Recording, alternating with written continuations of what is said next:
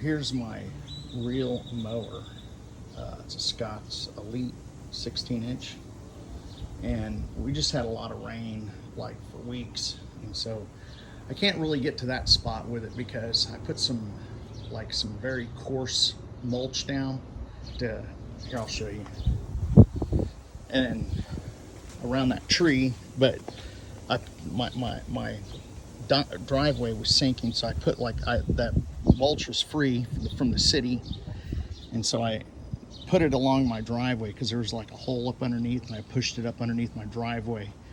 It looks like it's actually raised up some, the driveway, so because that little, right there, it was down a little lower, so the mulch has helped. So I'm gonna have to get this area here with a weed eater, and where that mulch is, because naturally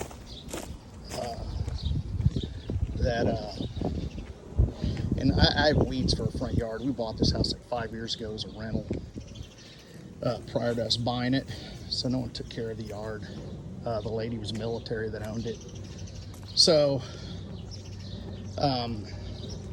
I mean, if it doesn't have the I don't know if you can see this, but like that right there, that won't mow down with a real mower. It might with like a 4-blade, but not a 6-blade. A 4-blade at a high setting. I'm gonna kind of flatten this out, and this is gonna get redistributed, and the thick logs are gonna get pulled out. I'm probably gonna mulch dirt and then new sod in here at some point, but I got another project going on. So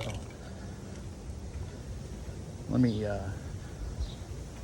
so here's this over here, and it's got a bunch of those long stragglers, but overall my lawn looked like that over there, but see, it's got those little, you just can't cut them with a real mower. So all in all, after those quit producing, see, I just got a lot of this weed. I think it's crabgrass. I don't know what that's called, but it's just a nasty Johnson grass, maybe, I don't know. But it's just nasty in the lawn. And this is old farmland out here. But all right, I'll show you the finished product after the weed. Huh?